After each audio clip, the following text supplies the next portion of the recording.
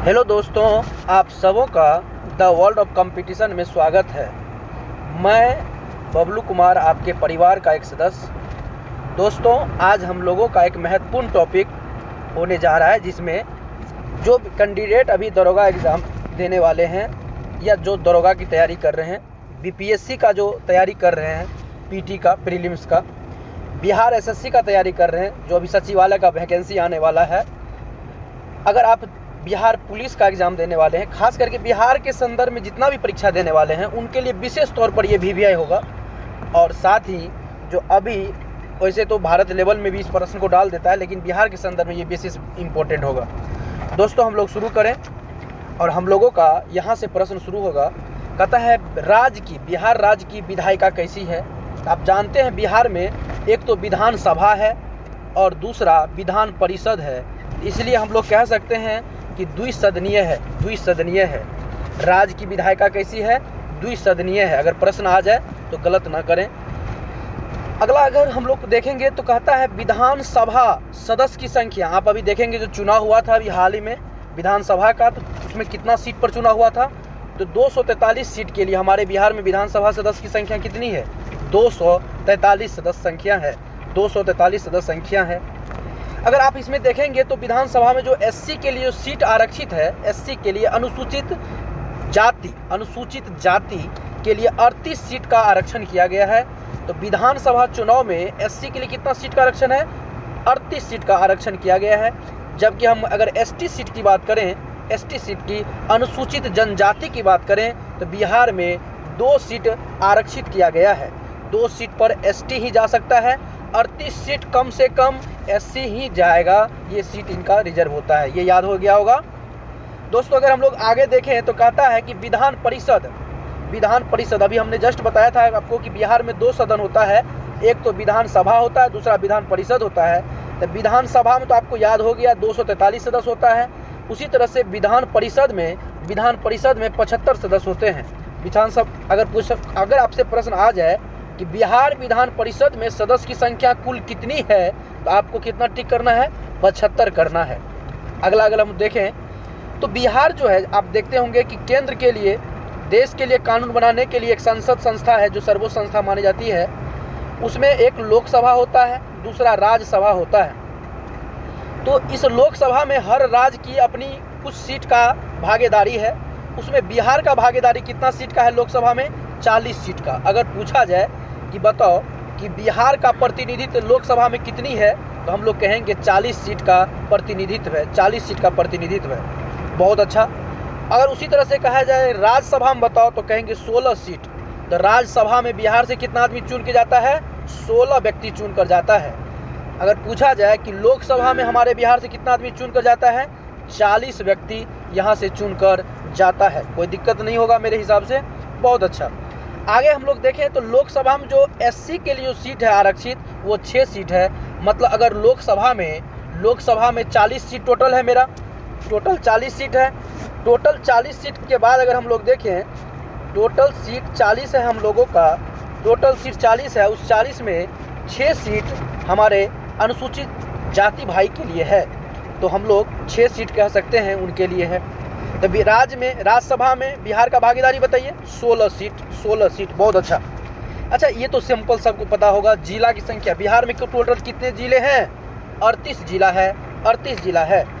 अगर आपसे पूछा जाए कि बताइए 38वां जिला कौन सा बना, तो आप कहिएगा अरवल जिला बना। ये सबसे लास्ट में यही जिला बना था, अरवल जिला बना था।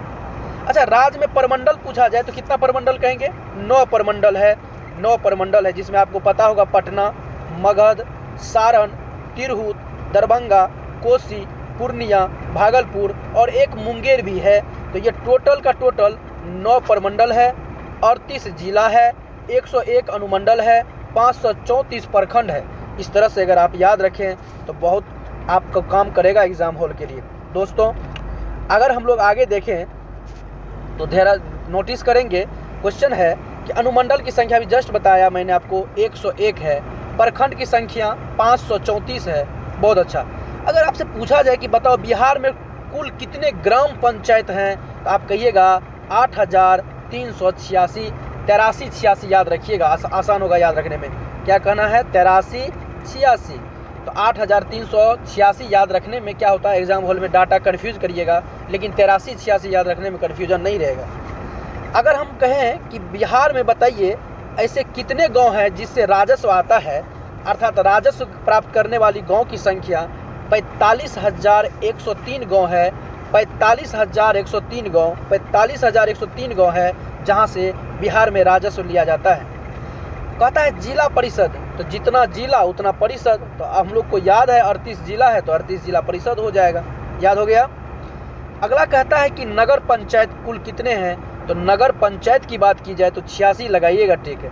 और नगर परिषद की बात की जाए तो मात्र 49 नगर परिषद है। नगर परिषद मात्र 49 है, जबकि नगर पंचायत मात्र 86 है। अच्छा, नगर निगम ये पूछ चुका है, ये नगर निगम कितना है ये पूछ चुका है, तो कितना आप लगाएंगे, 12 लगाएंगे, 12 लगाएंगे। इस तीनों प्रश्न में से आपको ये नगर निगम वाला पूछा जा चुका है, नगर परिषद पूछा जा चुका है, पंचायत का भी जिक्र नहीं हुआ है। शहरों की संख्या कितनी है टोटल बिहार में, 199 शहर है, ये अभी पूछा नहीं गया है। लेकिन पुलिस स्टेशन कितना है तो आप याद जरूर रखें, ये प्रश्न एक बार आ चुका है। 853 को पुलिस स्टेशन है बिहार में, 853 पुलिस स्टेशन है। अच्छा, उच्च न्यायालय कहाँ है हम लोग का, ये तो सबको पता होगा, पटना में हमारा हाई कोर्ट है उच्च न्यायालय। लेकिन सेट में आपको पूछे हुए प्रश्न के तौर पर ये जरूर दिखेगा कि पटना उच्च न्यायालय की स्थापना कब हुई, 1916 ईस्वी में हुई थी, 1916 ईस्वी में हुई थी, याद रखना है।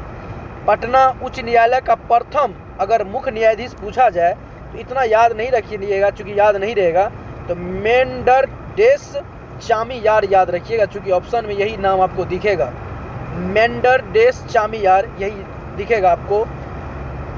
बहुत अच्छा, आप लोग इस तरह से याद रखते हैं। हम लोग देखें आगे हम लोग देखें तो कहता है कि बताओ बिहार की राजभाषा कौन सी है, तो हम लोग जानते हैं पहला तो हिंदी है और दूसरा नंबर में उर्दू है। पहला तो हिंदी है और दूसरा नंबर में उर्दू है, बहुत अच्छा।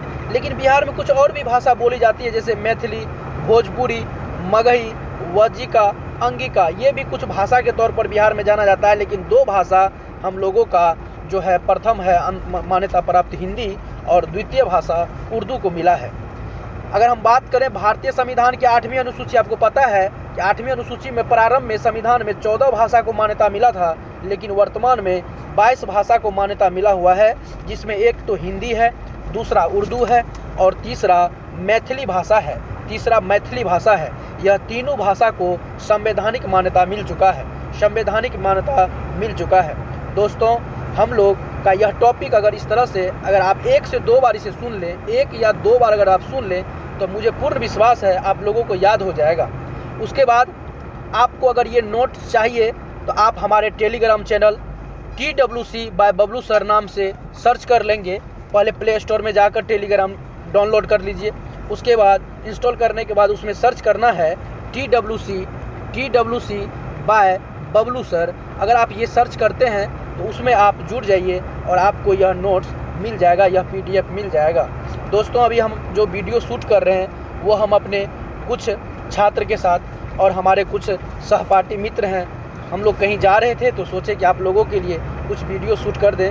तो हम लोग अभी आपका जो ये टॉपिक जो शूट किए हैं, अगर आप इसे देख लें तो मेरा पूर्ण मानना है कि आप लोगों को एक प्रश्न देखने को निश्चित तौर पर एग्ज़ाम में मिलेगा इस बार। तो हम लोग विराम लेते हैं, आप लोगों को बहुत सारी शुभकामनाएं, मिलते हैं अगले वीडियो के साथ।